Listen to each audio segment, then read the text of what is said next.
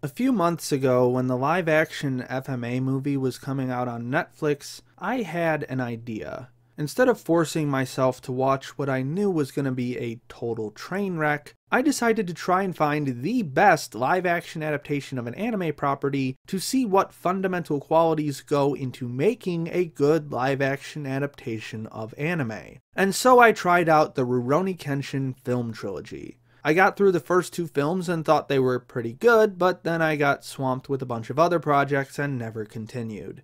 And now that I've had some time to dwell on it, I've realized why I thought they were so good.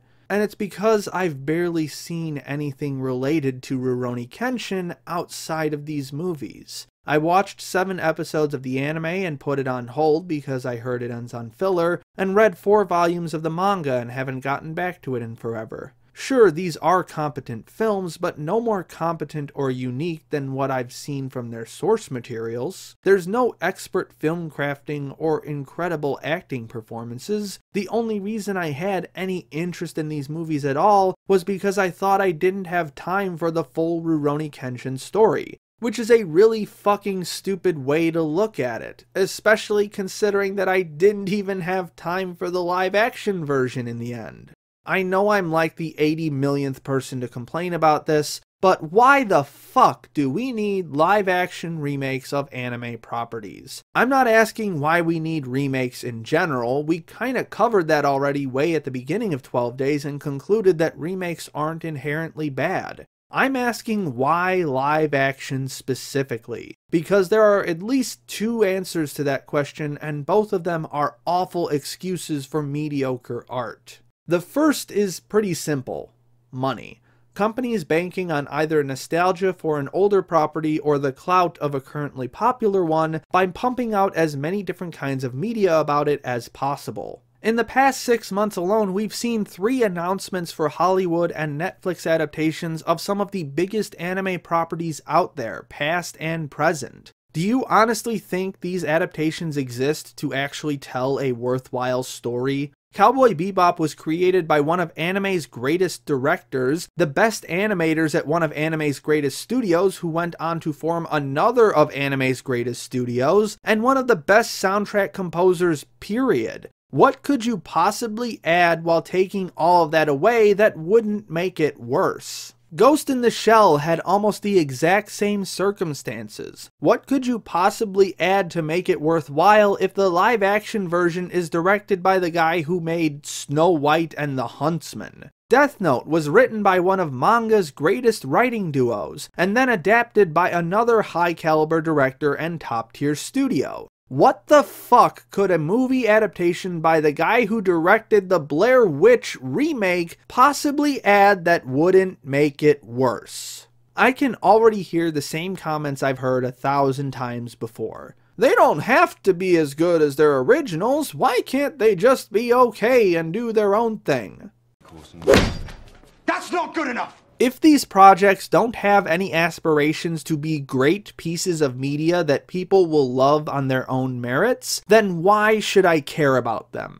Everything should be held to an appropriate level of excellence, especially if it's going to be seen by millions of people at once. On top of that, they're not even doing their own thing. The vast majority of these live-action remakes are nearly beat-for-beat retellings of the original story, but shuffled around a bit so that it doesn't seem too hackneyed and lazy. Fuck, even Disney is making these things at this point, and they all suck in comparison to their originals. Wow.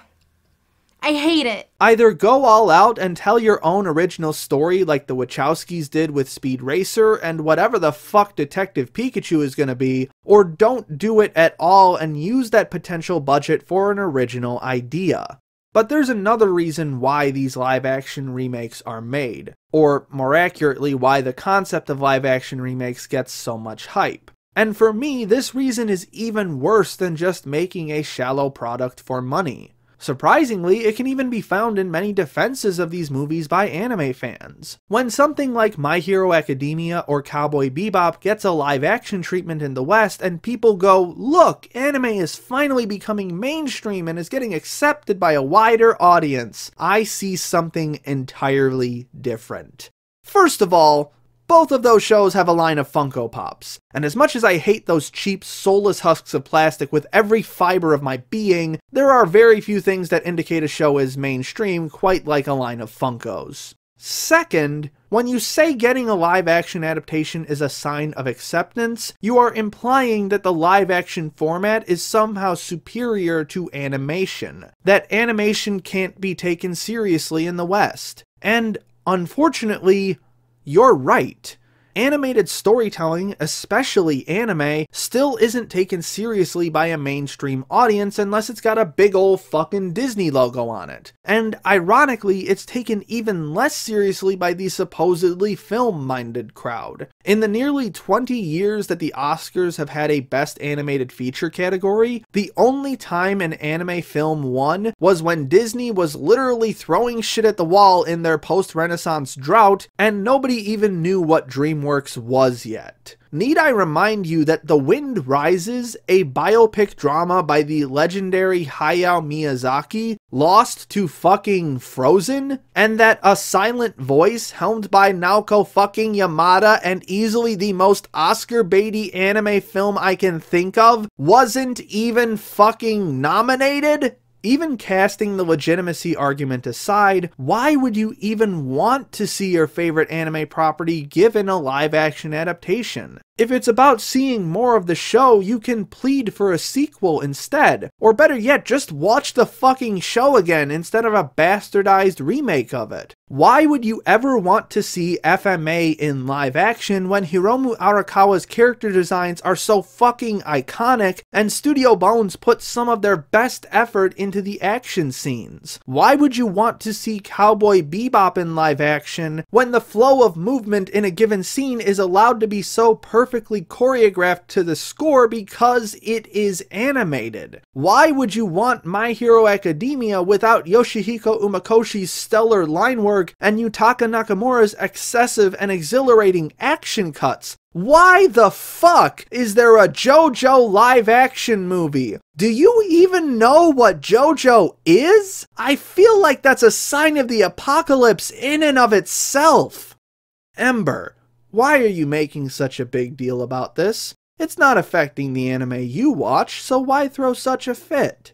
You are fake news. Sir. Actually, this is affecting the shows I watch. When anime producers see that Hollywood is interested in making properties based on anime and watering them down for a more mainstream Western audience, that gives anime producers the incentive to follow the same tactic. Be the Beginning was made with the specific intent of targeting the Western market by making a procedural crime drama. And, big shocker, it felt like a procedural crime drama that you can find on literally any major TV network in the US, but occasionally they did some kooky anime shit on the side, so I guess that makes it okay, right?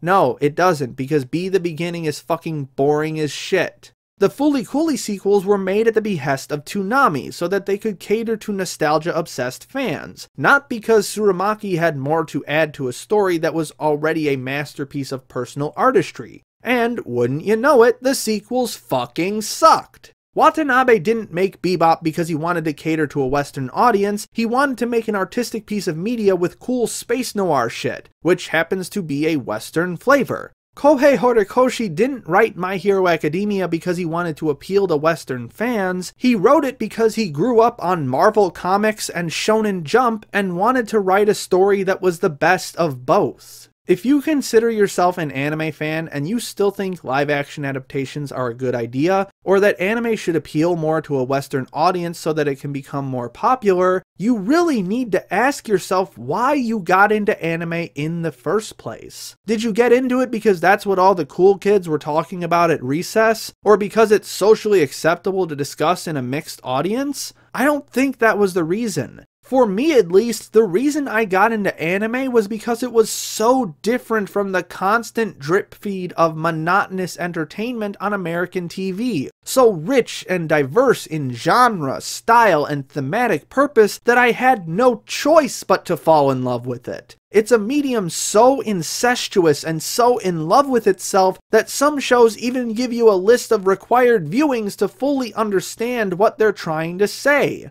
Being more popular is not going to make anime better. Catering to the West is not going to make anime better. What's going to make anime better is to keep being anime.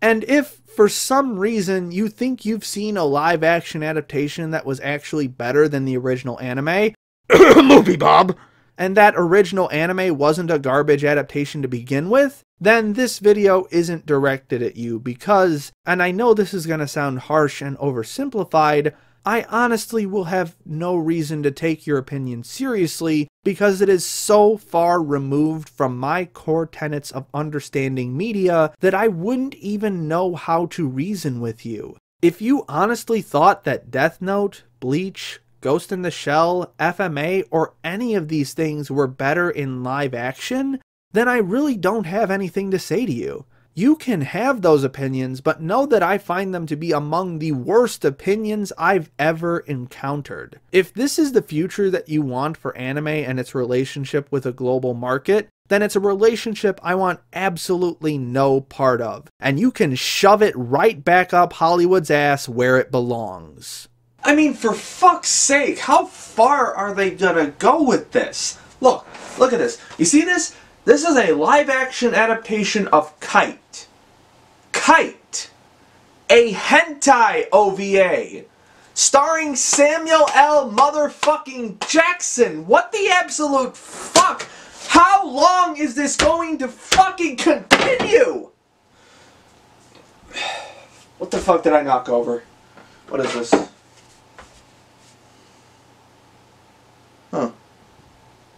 Oh yeah.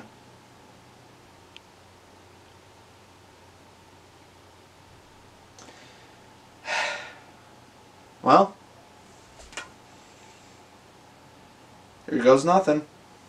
Special thanks to Jan Rogalski, Rourketon Joing, Christine Seibert, Tim Johnson, Call Me Catlord, Diane Versbicki, and all my other patrons for their generous support. My name is Ember, and I'll see you next time.